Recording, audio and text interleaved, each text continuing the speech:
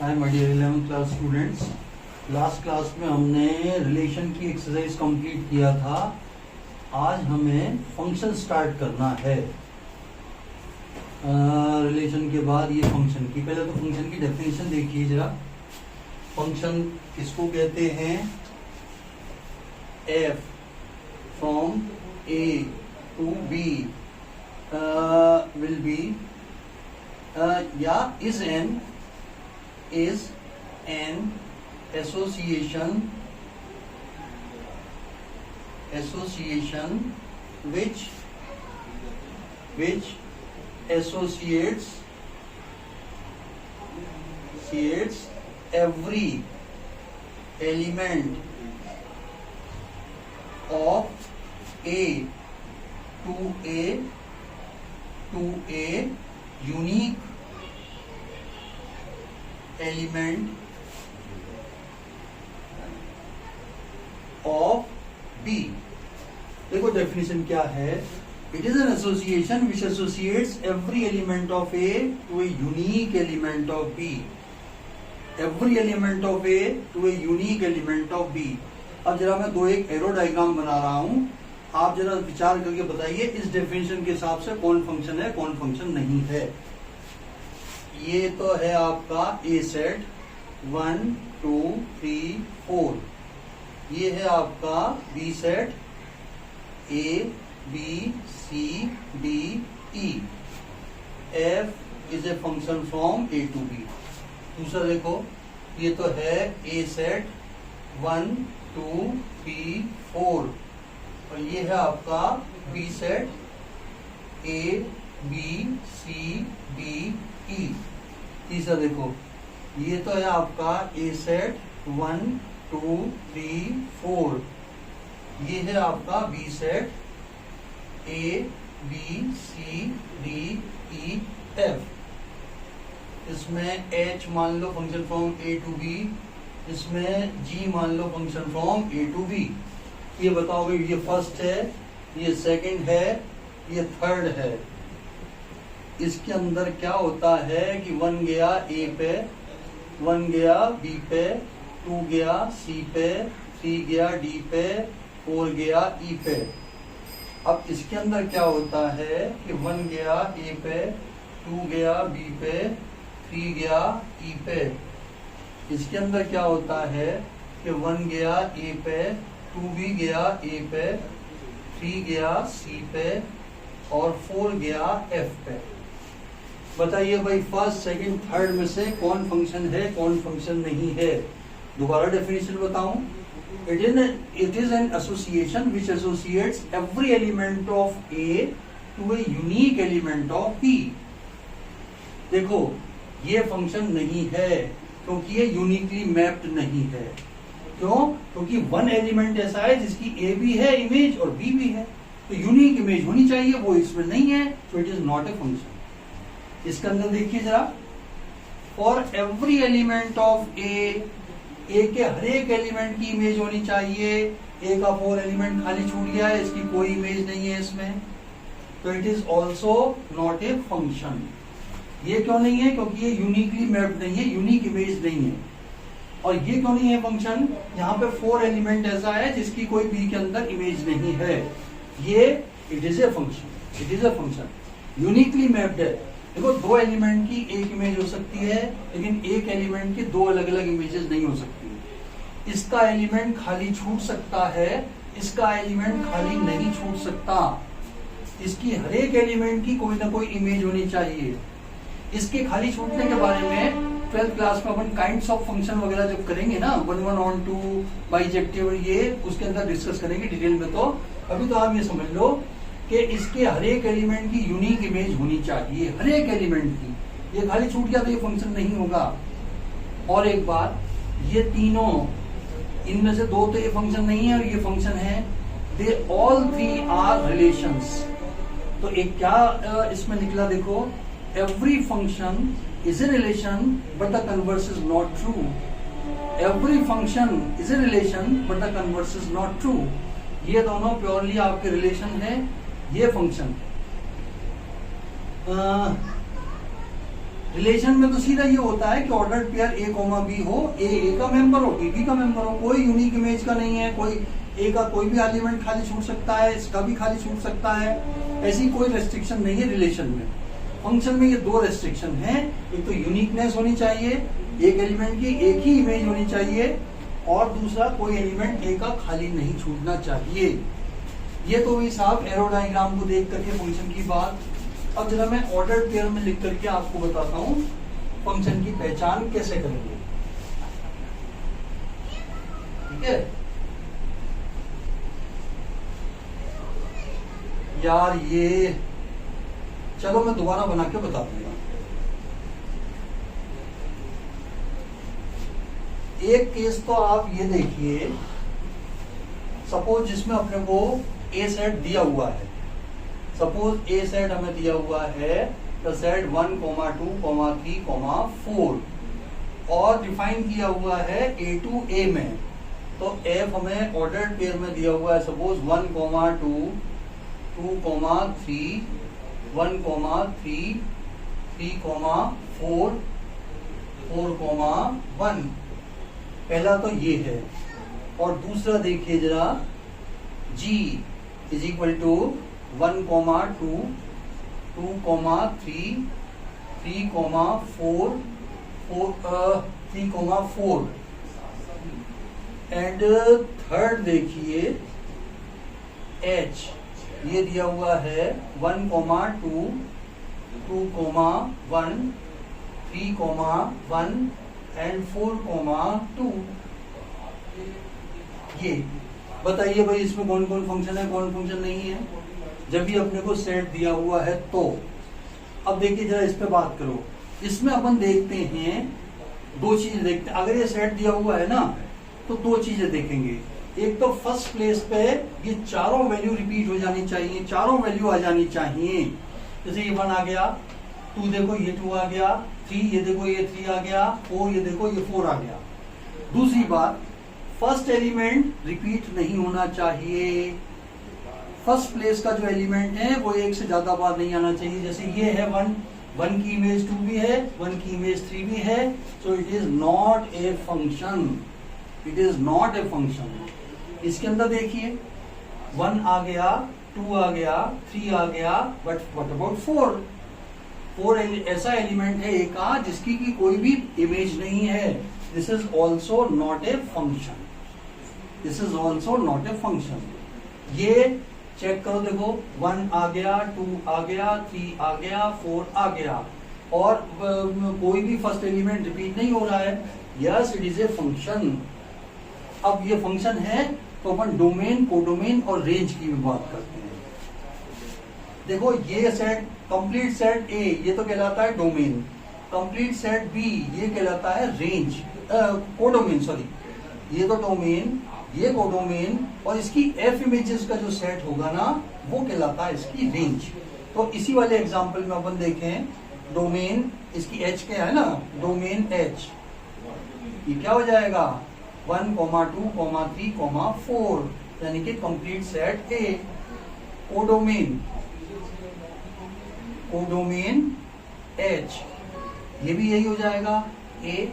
Range H, range H, second element का set, ये 2 आ गया, ये 1 आ गया, दैट्स ऑल।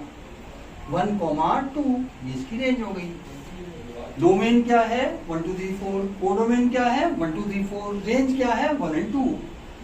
रेंज होता है एफ इमेजेस का सेट, एफ इमेजेस का सेट। ये तो वही बात साहब आपकी फंक्शन की। तो अपन ने क्या कंक्लूजन निकाला, every function is a relation but every relation is not necessarily a function. उसके सपोर्ट में अपन ने एग्जाम्पल भी देख लिया। अब आप देखें इसमें अलजेब्रा ऑफ फंक्शन भी देख लो यार। अलजेब्रा ऑफ फंक्शन में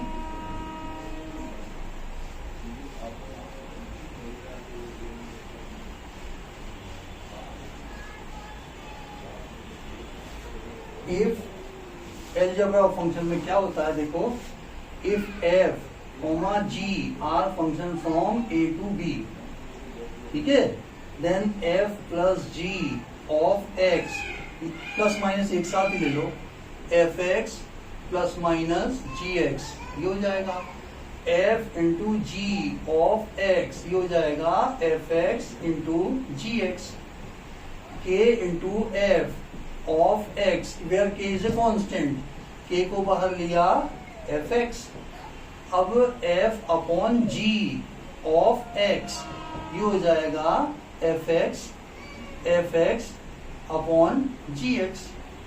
मैं एग्जांपल लेके बताता हूँ। सपोज एफ एक्स तो दिया हुआ है हमें एक्स, और जी एक्स दिया हुआ है, सपोज जी एक्स दिया हुआ है साइन एक्स, सपोज जी एक्स दिया हुआ है, दिस इज साइन एक्स। तो आप निकालो f plus ji of x, क्या हो जाएगा F x plus g x, यानी कि x plus sine x. F minus g of x क्या हो जाएगा एफ एक्स माइनस जी एक्स, यानी कि x minus sine x. F into ji of x क्या हो जाएगा एफ एक्स इंटू जी एक्स, यानी कि x sine x. F upon g of x ये हो जाएगा F x upon g x, यानी कि एक्स अपॉन साइन एक्स। ये आपका एल्जेब्रा ऑफ फंक्शंस का एग्जांपल है। सम ऑफ फंक्शन कैसे निकालते हैं, डिफरेंस ऑफ फंक्शन निकालते हैं, प्रोडक्ट ऑफ फंक्शन कैसे निकालते हैं, और ये 12th क्लास में अपन पढ़ेंगे composition of function, F O G और जी ओ एफ पढ़ेंगे, that is different from product of function. 11th में तो आप पढ़ोगे कि product of function, higher classes में पढ़ेंगे, 12th क्लास में पढ़ेंगे F O G of X, F of G X. क्या वो 12th क्लास में पढ़ेंगे, अभी क्यों हैं अपने दिमाग पे जोर। चलिए अब इसके कुछ एग्जाम्पल देखते हैं।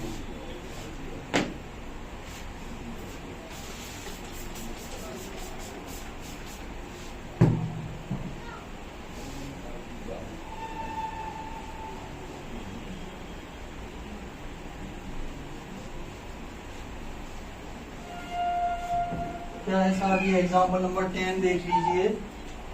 Late n be the set of natural number, r be the relation defined with the set।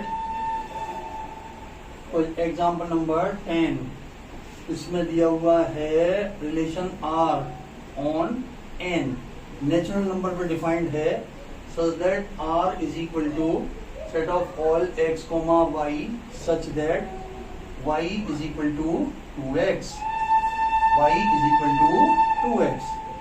तो आपको बताना है what is the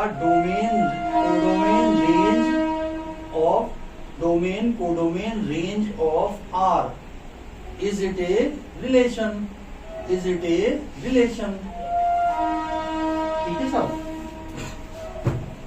तो ये बिल्कुल रिलेशन हो जाएगा। देखो एक दो आप निकाल लेते हैं अपन, जैसे y इज इक्वल टू है 2x, देखो x इज इक्वल टू 1 है, y इज इक्वल टू 2 हो जाएगा, x इज इक्वल टू 2 है, y इज इक्वल टू 4 हो जाएगा, x इज इक्वल टू 3 है, y इज इक्वल टू 6 हो जाएगा, डैश डैश डैश।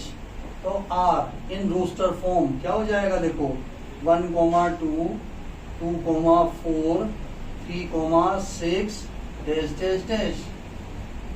ये हो गया डोमेन R, फर्स्ट एलिमेंट का सेट, ये हो गया complete set n।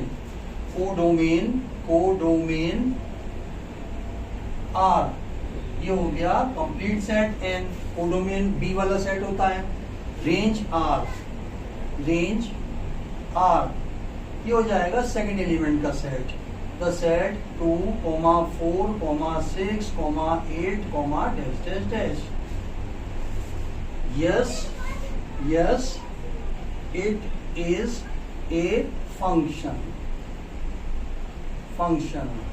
because every natural number has unique image, every natural number has unique image. देखो फर्स्ट एलिमेंट कहीं पे भी रिपीट नहीं हो रहा है, 1 की इमेज केवल 2 ही है, 1 की इमेज 4 नहीं है, और कोई सा नेचुरल नंबर खाली नहीं छूटेगा, हर एक का डबल करके अपन लिख देंगे। तो yes it is a function. Next देखें अपन, इसको तो इसी में बता देंगे याद की जगह में। 11th क्वेश्चन देखिए, एग्जाम्पल नंबर 11। आर रिलेशन दिया हुआ है 2,1, 3,1 एंड 4,2, 4,2 ये बंद हुआ। और सेकेंड पार्ट में दिया है, ये फर्स्ट पार्ट है, सेकेंड पार्ट में दिया है 2, 2, 2, 4, 3, 3, 3, 4। R is equal to 2, 2, 2, 4, 3, 3, 3, 4 ये है। एंड थर्ड पार्ट में हमें दिया हुआ है साहब क्या, R is equal to 1, 2, 2, 3, 1, 2, 2, 3, 1, 2, 2, 3, 3, 4, 4, 5, 5, 6, 6, 7, 3, 4, 4, 5, 5, 6 and 6, 7 ये है आपका। आपको बताना है साहब कि ये इसमें से कौन फंक्शन है कौन फंक्शन नहीं है, रीजन देते हुए बताइए भाई।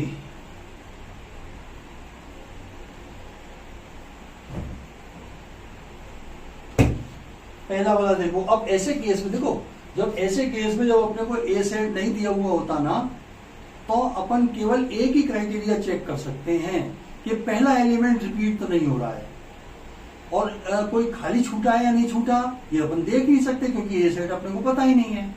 तो इसमें क्या करेंगे अपन, 2,1 था, क्या था ये 2,1 2,1।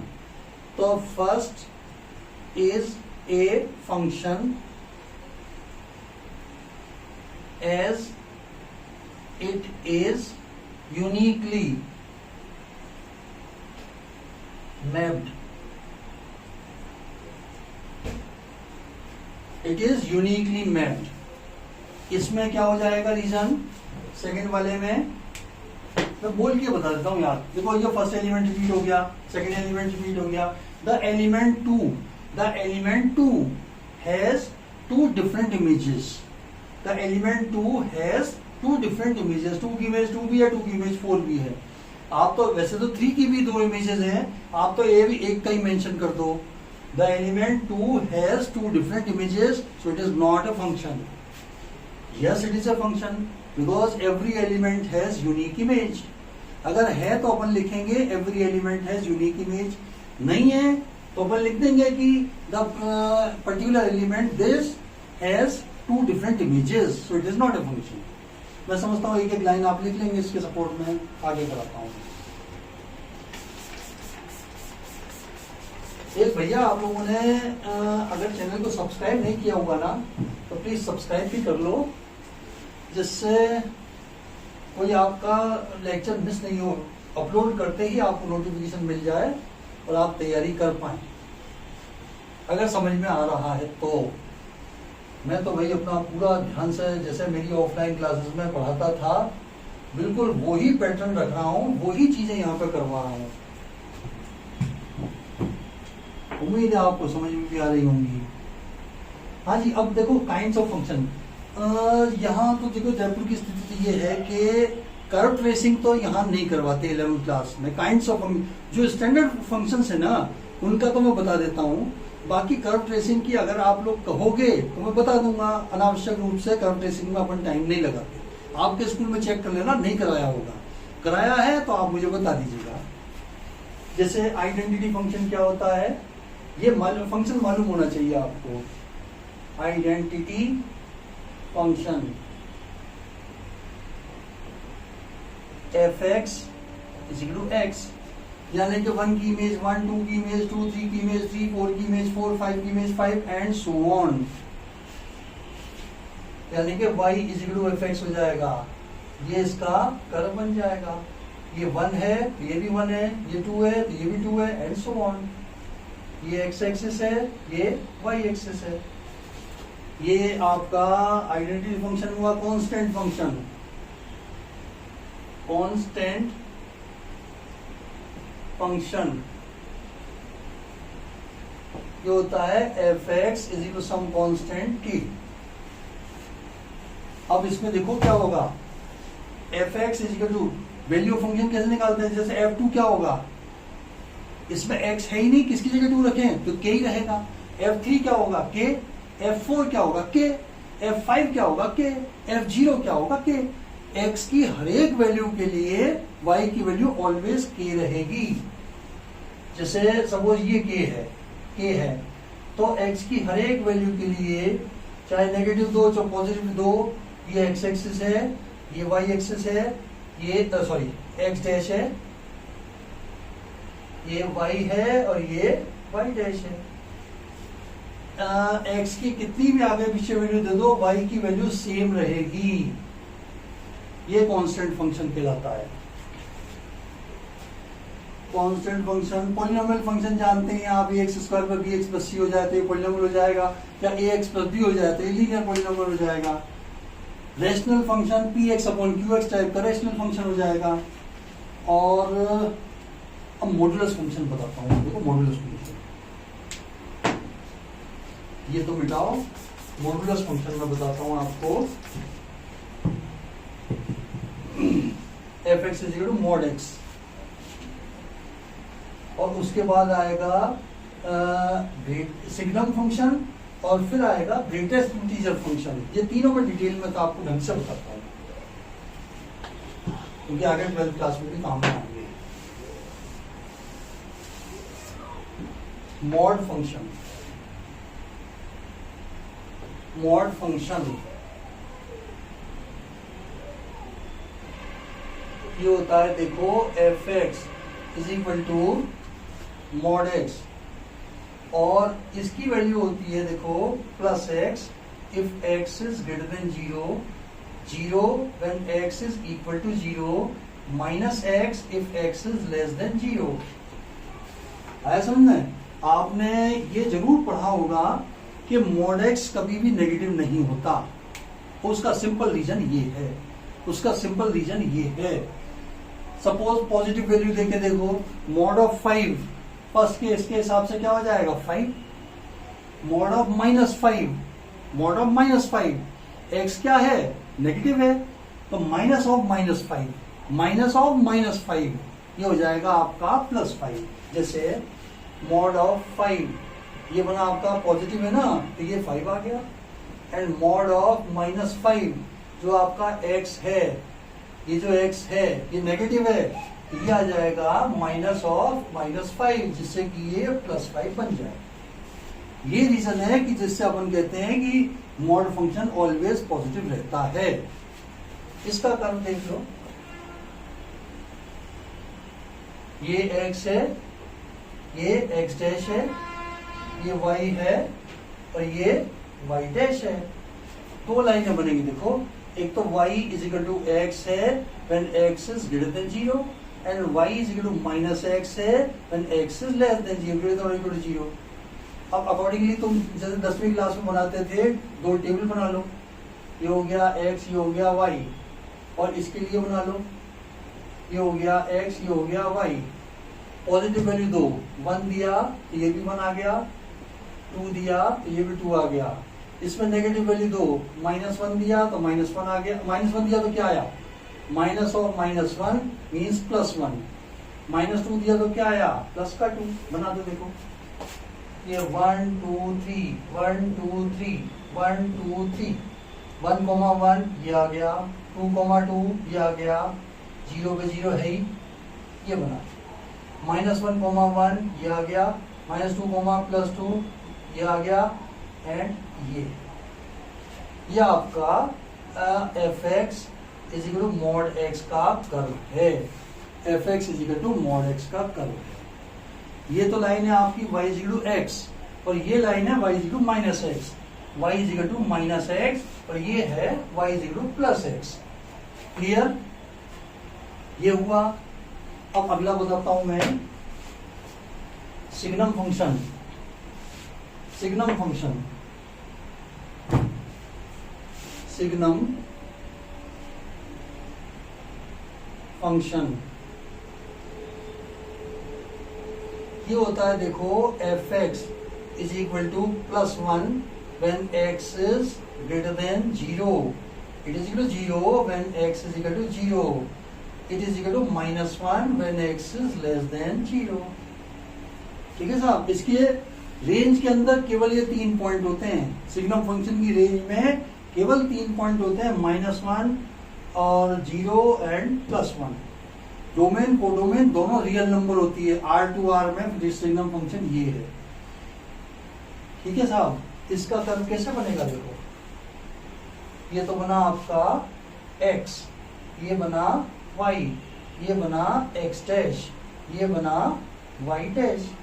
इधर तो ये बना लो 1, इधर बना लो -1। ये x से बड़े सारे पे वैल्यू होती है इसकी 1, और नेगेटिव x पे इस तरफ वैल्यू सारी होती है -1। ये आपका सिग्नम फंक्शन बन गया। 0 पे 0, तमाम x की पॉजिटिव वैल्यू पे y की वैल्यू होती है 1, थ्रू आउट 1 होगी, और x की तमाम नेगेटिव वैल्यू पे y की वैल्यू हो जाएगी -1। ये आपका है सिग्नम फंक्शन। अब लास्ट देख लो, इंपॉर्टेंट है, greatest integer function. Greatest integer function ये भी मैं बता देता हूं आपको।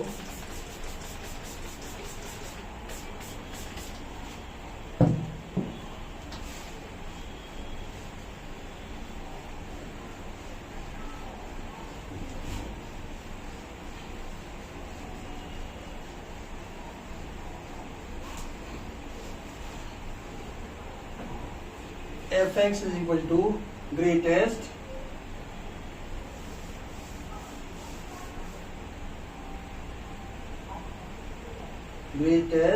integer function.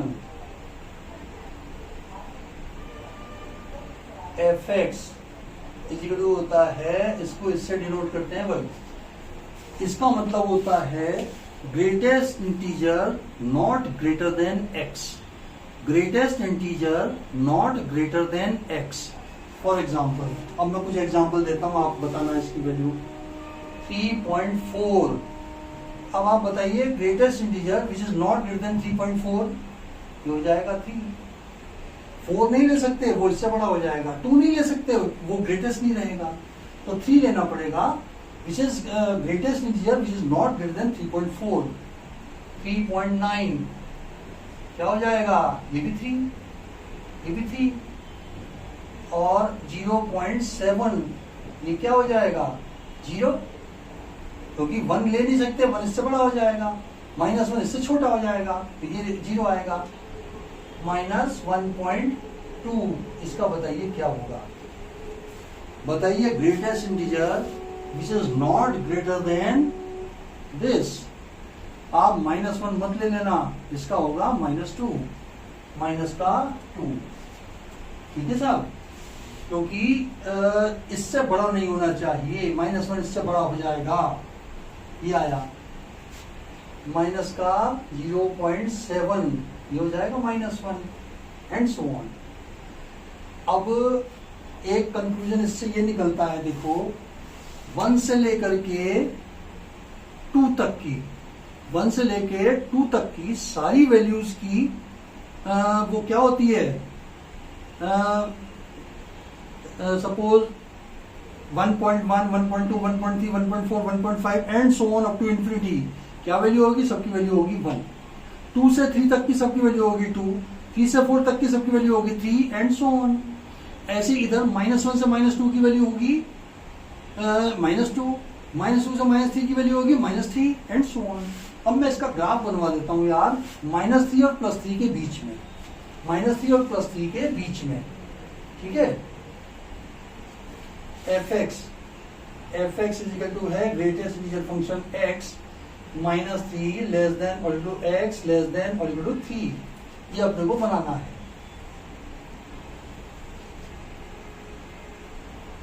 1 2 3, 1 2 3, 1 2 3, 1 2 3, ये हुआ आपका x, ये हुआ x डैश, ये हुआ y, ये हो गया y डैश, ये 1 2 3, -1 -2 -3, 1 2 3, -1 -2 -3। देखो 0 से लेकर के 1 तक सबकी वैल्यू हो जाएगी ये 0, या इधर से माइनस से ही चलो ना यार, माइनस से ही चलो। -3 से -2 पे, -3 से -2 पे वैल्यू क्या होगी, -3। ये ले लो और यहाँ पे ये लगा दो, इसका भी मैं आपको कारण बताऊंगा अभी। और -2 से -1 तक की सबकी वैल्यू क्या होगी, -2 सॉरी -2।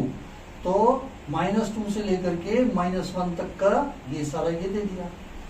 और -1 से 0 तक में वैल्यू क्या होगी, -1। तो आपका ये आ जाएगा, इस पे ये लगा दिया। और 0 से लेके 1 तक की सारी वैल्यू होगी 0, ये लगा दिया। और 1 से लेकर 2 तक की वैल्यू क्या होगी, 2। ये 1 से लेकर 2 तक की वैल्यू क्या होगी आपकी, 1। तो ये आ गया। 2 से लेकर 3 तक की वैल्यू होगी 2, ये आ गया। और 2 से लेकर 3 तक की ये वैल्यू आ गई। ठीक है सर। और ये यहाँ पे सर्किल मैंने क्यों बनाया है, आगे आप लीनियर इनइक्वालिटी में नंबर लाइन वगैरह का करेंगे ना, तो डॉट हम वहां लगाते हैं जब वो पॉइंट इंक्लूडेड होता है, और सर्किल हम वहां लगाते हैं जब वो पॉइंट एक्सक्लूडेड होता है। क्योंकि इसको देखो -2 पे मैंने सर्किल लगा दिया, क्योंकि इसकी वैल्यू -2 कभी भी नहीं होगी, -2 कभी भी नहीं होगी, -2 पे तो -2 आ जाएगा। ऐसे ही इस पॉइंट को एक्सक्लूड करने के लिए यहाँ सर्किल, इस पॉइंट को एक्सक्लूड करने के लिए यहाँ सर्किल, सर्किल सर्किल सर्किल। और अगर ये इंक्लूडेड होता तो यहाँ पर डॉट आ जाता।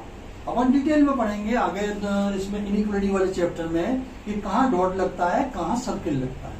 सर्किल का मतलब अभी तो आप ये समझ लो एक्सक्लूडिंग, इस पॉइंट पे एक्सक्लूडिंग है, -2 वैल्यू नहीं होगी पूरे की, -2 से इधर ही होगी। तो ये तो होगा आपके मेन स्टैंडर्ड जो फंक्शन थे ना, उसके बारे में मैंने आपको पूरी जानकारी दी। अब अपन इसके एग्जाम्पल देखते हैं और फिर क्वेश्चन करते हैं। अलजेब्रा ऑफ फंक्शन आपको पता है, मेन तो इसमें यार डोमेन कोडोमेन रेंज का क्वेश्चन आता है भैया, और 4 नंबर का आएगा, बहुत ध्यान से समझ लेना। और अभी मैंने पिछली क्लास में 10th वालों को भी कहा था कि इसको वीडियो को, चैप्टर ये ऐसा ही है, स्किप कर करके बिल्कुल मत देखना। और आप एक सीटिंग में नहीं देख पाओ ना, तो जहां रोको नेक्स्ट सीटिंग में वहीं से ही आगे बढ़ाना यार, क्योंकि अगर बीच का कुछ इंपॉर्टेंट चीज छूट गई तो आगे की समझ में नहीं आएगी, फिर आपका इंटरेस्ट डेवलप नहीं होगा। चलिए ये सब तो हो गए, अब अपन बात करते हैं आगे क्या है।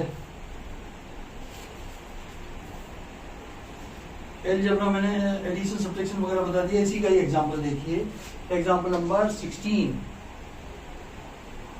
इसमें दिया हुआ है साहब fx = है x², gx = है 2x + 1। आपको यार चारों चीजें निकालनी है, f + g f - g f × g f/g, f + g of x, ये हो जाएगा fx + gx, यानी कि x² + 2x + 1। f - g of x, ये हो जाएगा fx - gx, ये हो जाएगा x² - 2x - 1।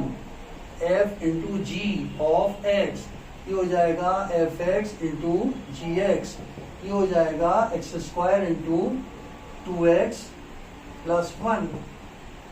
खोल दो नहीं तो ऐसे छोड़ दो। f/g of x, ये हो जाएगा fx / gx, ये हो जाएगा x² / 2x + 1। एग्जाम्पल नंबर 16 ये निकालना था। अगला देखिए, ये भी इसी का ही है, 17। इसमें कहा है साहब fx = √(x) and gx = है x। तो आपको ये चारों चीजें निकालनी है, यही चारों चीजें निकालनी है। लिखने के स्टेप्स मैंने आपको बताई दिए, इसी तरीके से निकाल दो। f plus ji of x will be equal to f x plus g x, यानी कि under root x plus x. f minus g of x ये हो जाएगा एफ एक्स माइनस जी एक्स, ये हो जाएगा under root x minus x. f into ji of x ये हो जाएगा एफ एक्स इंटू जी एक्स, ये हो जाएगा under root x into x means x raise to power 3/2। f upon g of x ये हो जाएगा F x upon g x. F x हुआ अंडर रूट एक्स, ये हो गया एक्स। ये चारों आ गए सर, ये चारों आ गए। ऐसा कुछ और भी बना ले, एफ और जी दोनों दिए हुए होंगे, ये चारों ऑपरेशन लगाने होंगे तो लगा दीजिए, कोई प्रॉब्लम नहीं है इसमें। नेक्स्ट देखें क्वेश्चन।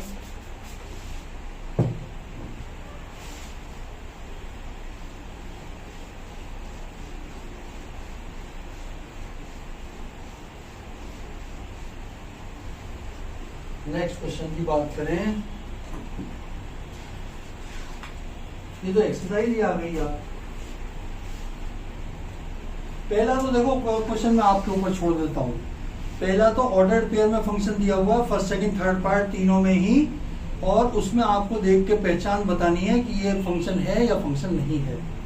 दोनों सेट दिया हुआ नहीं है, आपको केवल एक ही क्राइटेरिया देखना है कि ऑर्डर पेयर का पहला एलिमेंट रिपीट तो नहीं हो रहा है।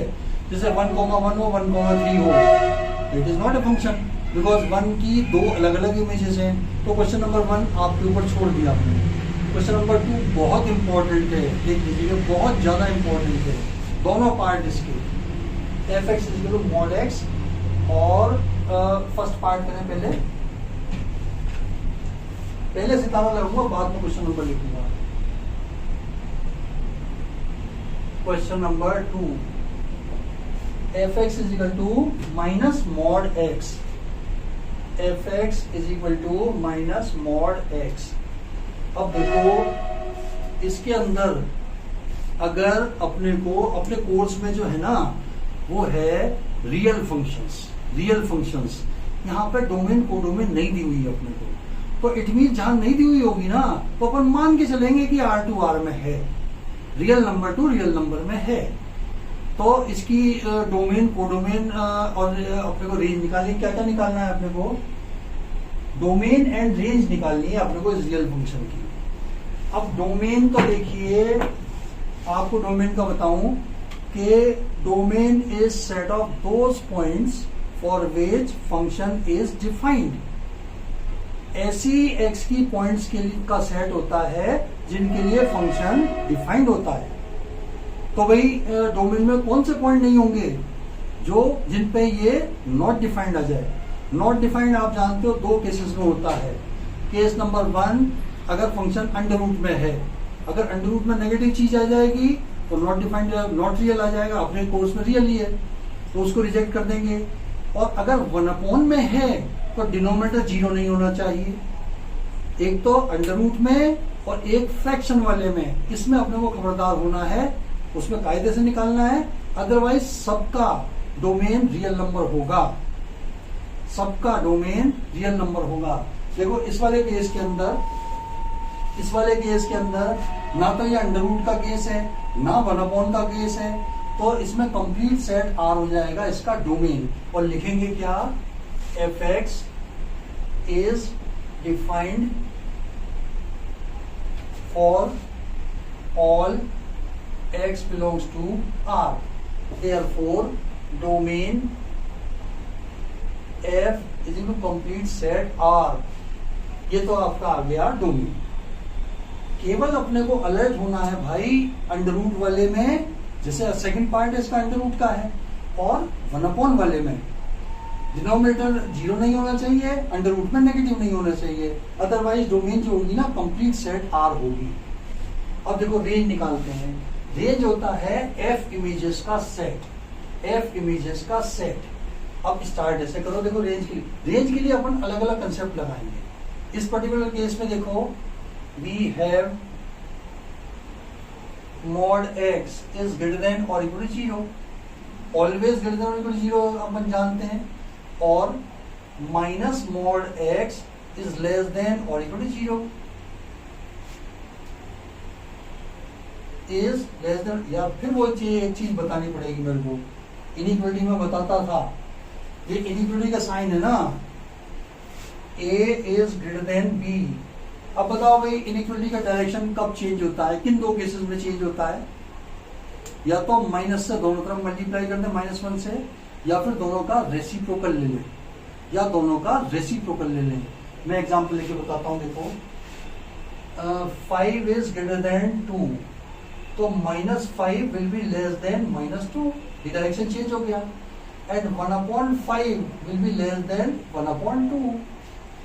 अगर 5 2 से बड़ा है तो पहले केस तो कौन सा है जिसमें डायरेक्शन चेंज होगा, -1 से मल्टीप्लाई। दूसरा केस जिसमें डायरेक्शन चेंज होगा, रेसिप्रोकल बोथ साइड। तो अपन ने यहाँ पे क्या किया है, -1 से दोनों तरफ मल्टीप्लाई किया है, तो डायरेक्शन चेंज हो गया। अब ये क्या होता है भाई, means fx is less than और इक्वल टू 0, तो fx स्टैंड्स फॉर रेंज, तो रेंज f ये आपकी क्या बन गई, ओपन -∞ से 0 पे क्लोज। y क्लोज क्योंकि इक्वल टू भी है, y ओपन क्योंकि इन्फिनिटी पे और -∞ पे ऑलवेज अपन ओपन लगाते हैं। क्लोज का मतलब इंक्लूडिंग दिस नंबर, क्योंकि ये तो बियॉन्ड फाइनाइट है, इसमें हमेशा ओपन लगाएंगे अपन। ये आपकी रेंज आ गई, ठीक है, ये आपकी डोमेन आ गई। सेकंड पार्ट देखो, इस पर भी अलग से लगाऊंगा मैं जो सितारा। √9 - x², fx is equal to √9 minus x²। अब ये अंडर रूट का केस है, अपने को अलर्ट हो जाना है। अब fx की कहाँ डिफाइंड होगा अपने को वो पता लगाना है। fx इज डिफाइंड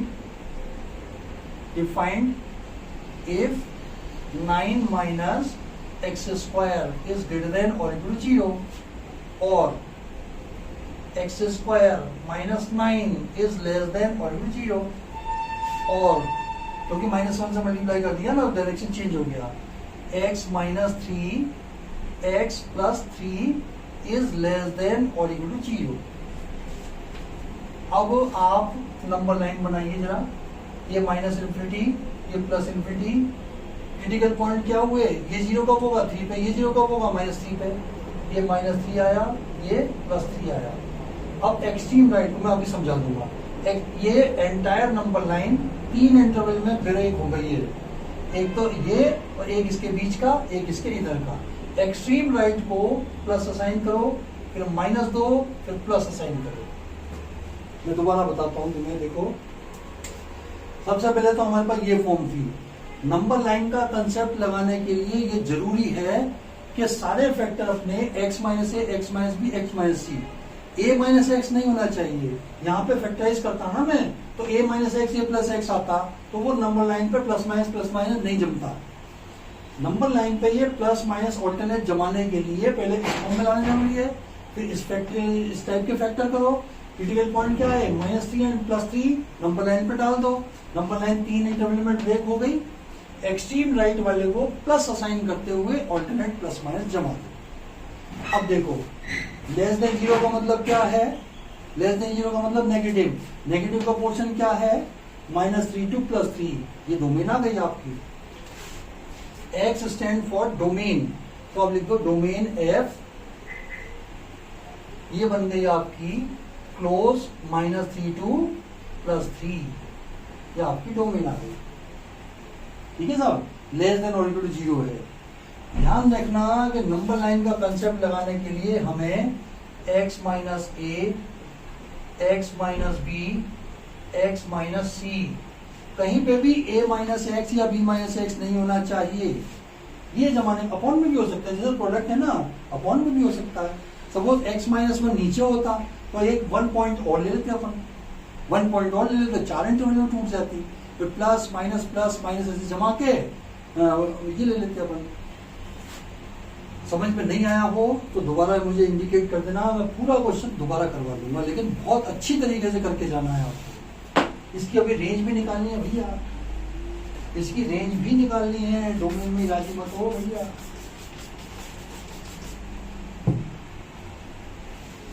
रेंज भी पूछी है हमसे।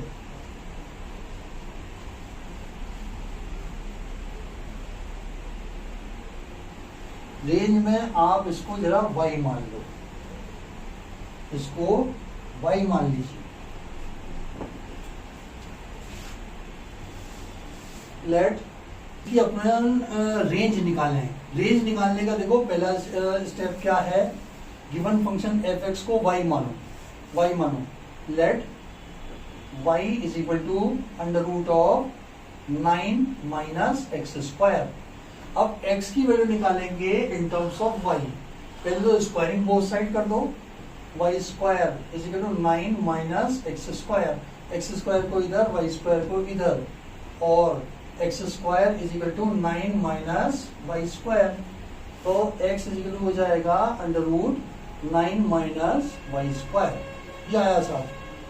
अब देखो अपन कह सकते हैं कि x belongs to r, real number है या नहीं है, रियल फंक्शन है, रियल नंबर है, ये रियल है तो ये भी रियल होगा। It means 9 minus y square should be greater than और इक्वल टू 0, और y square minus 9 is less than और इक्वल टू 0, क्योंकि वही ये वाली फॉर्म जमानी थी अपने को। और y minus 3 y plus 3 is less than और इक्वल टू 0। क्रिटिकल पॉइंट आए वही -3 और +3, ये माइनस इन्फिनिटी, ये प्लस इन्फिनिटी, -1 -3 एंड +3, ये प्लस, ये माइनस, ये प्लस। यहाँ पे एक डॉटेड लाइन से यार तुम 0 और बनाओ, देखो कारण है, कारण है। ठीक है साहब, ये तैयारी कर ली अपन ने। अब रेंज की बात करें, जल्दबाजी में -3 to +3 रेंज मत करिए ना, अभी कारण देता हूं मैं। डोमेन तो -3 से +3 हो गई है, लेकिन रेंज क्यों नहीं हो रही है -3 से +3, ये मैं आपको बताता हूं अभी।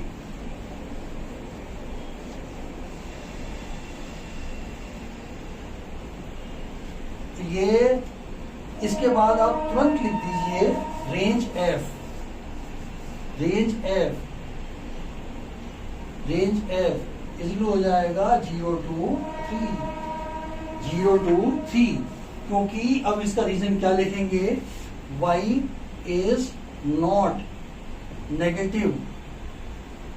Negative for any value of x belongs to -3 to +3। Domain आपकी है -3 से +3, x को अपन कोई सी भी -3 और +3 के बीच में कोई सी भी वैल्यू दे सकते हैं। क्या x की किसी भी वैल्यू के लिए y नेगेटिव हो सकता है? y अपन जो भी कार्रवाई करेंगे इसके अंडर रूट के अंदर करेंगे, वो जंप मार के माइनस बाहर तो नहीं आ सकता ना, बिल्कुल नहीं आएगा। y ऑलवेज पॉजिटिव रहेगा, इसलिए नेगेटिव पार्ट को अपन ने इग्नोर कर दिया। रेंज बन गई आपकी 0 to 3, रेंज बन गई आपकी 0 to 3। ये समस्या x में नहीं थी, इसलिए डोमेन आ गई थी -3 to +3। ठीक है साहब, तो रेंज आपकी ये आ गई। विषय इसीलिए सितारा लगवाया मैंने, इसीलिए सितारा लगवाया कि जल्दबाजी में आप इसकी भी -3 to +3 नहीं करिए। देखने की जरूरत नहीं है, मुझे याद है आंसर इसका।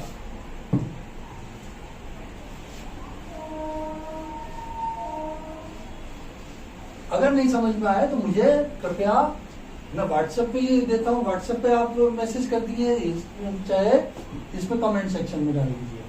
अगला देखें, बड़ा आसान है। एग्जाम्पल नंबर 4, 3 पार्ट करवा देता हूँ, तीसरा है, तीसरा क्वेश्चन नंबर 3। f(x) दिया है हमें 2x - 5 और f(0) निकालना है, f(7) निकालना है, f(-3) निकालना है। बड़े आराम से निकाल लोगे, एक निकाल लो। f(0) क्या हो जाएगा भाई, 0 - 5 मीन्स -5। f(7) क्या हो जाएगा, 7 गुना 14 -5 मीन्स 9। ऐसी तीसरी वैल्यू निकाल लो। अब आगे सेल्सियस और फारेनहाइट में दिया हुआ है RC देखो आर सी सेल्सियस इजिकल दिया हुआ है 9C अपॉन 5 प्लस 32 9C का T temperature T, the function T which is maps temperature in degree Celsius into temperature in Fahrenheit. और आपको क्या वैल्यू निकालनी है? T0 निकालो, मतलब ये फ़ारेनहाइट है और C जो है सेल्सियस है, तो T0 क्या हो जाएगा? C की जगह 0 डाल दो। 0 प्लस 32 मीन्स 32 डिग्री फ़ारेनहाइट। अब दूसरा निकालना है आपको T28, किया जाएगा 9 इंटू 28 अपॉन 5 प्लस 32। कैलकुलेशन कर लो, इतने फ़ारेनहाइट आ जाएगा ये। इसका लास्ट पार्ट में करवा देता हूँ कि सी पे तो है क्वेश्चन मार्क और टीसी हमें दिया हुआ है 212। अब इसके अंदर सी हमें निकालना है। टीसी क्या है भाई? 9C upon 5 plus 32 is equal to 212। तो 9C अपॉन 5 क्या हो जाएगा? 212 माइनस 32। 2 में से 2 गया 0, 1 में से 3 गया 7 8 और 180 है। 2 का 2 आ गया 8 और 1 2 का 2 8 9 10 11 का 1 और 1 2 ठीक है। एंड सी इजिकल क्या हो जाएगा भाई? 180 इंटू 5 अपॉन 9 9 2 जा 18 5 दूना 10 100 डिग्री सेल्सियस 100 डिग्री सेल्सियस। इसका मैं आंसर मिलवा देता हूँ क्योंकि इसका आंसर मुझे याद नहीं है। 2.3 का क्वेश्चन नंबर 4 का फोर्थ पार्ट, 2.3 का क्वेश्चन नंबर 4 का 2.3 क्वेश्चन नंबर 4 आजा भैया। 2.3 क्वेश्चन नंबर 4 का 4 है 100 डिग्री। बिल्कुल सही है। अगला देख लो, फाइंड द रेंज। इसमें केवल रेंज निकालनी है और खत्म। और फिर आज की क्लास भी अपन आज ऑफ कर देंगे जिससे कि आप अगली एक्सरसाइज के लिए तैयार होके आएंगे। आपको फंक्शन में मैंने वार्म तो करा दिया, अब मेन एक्सरसाइज अगली वाली आएगी, उसके लिए आप तैयार हो गए।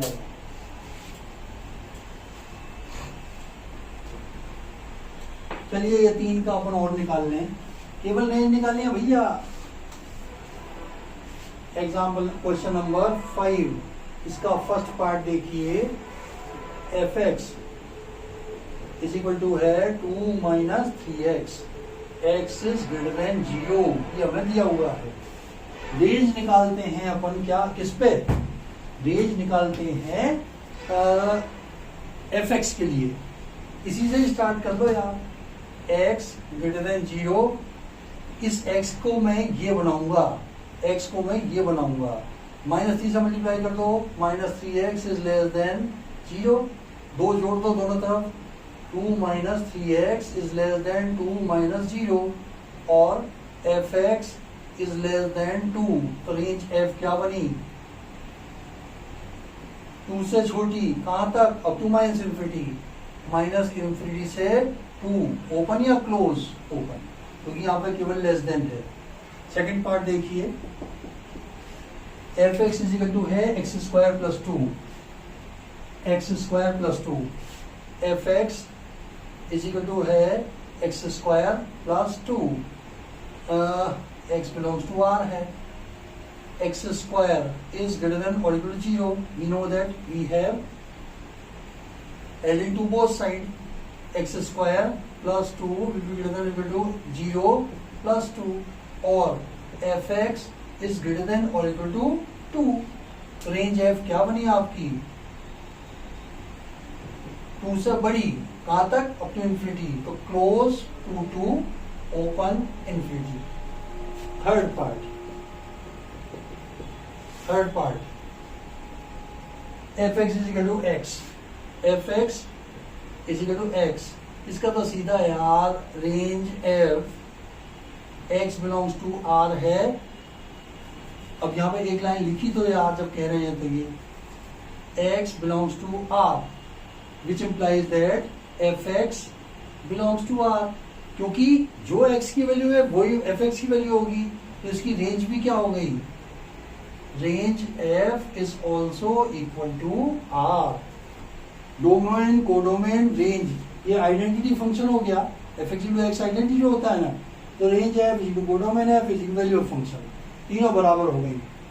तो इसी के साथ इसका समापन हुआ आपका। अगली वाली मिसलेनियस एक्सरसाइज के लिए मैंने आपको कसरत करा के वार्म अप करवा दिया है, उसके लिए आप तैयार होके आए अगली क्लास के लिए। इसको कर करा के अच्छी तरह से जल्दी अपन मिलते हैं मिसलेनियस के लिए। फिर बहुत सुंदर वाला ट्रिग्नोमेट्रिक फंक्शंस का अपन चैप्टर स्टार्ट करेंगे। ठीक है, तब तक के लिए आपको बाय।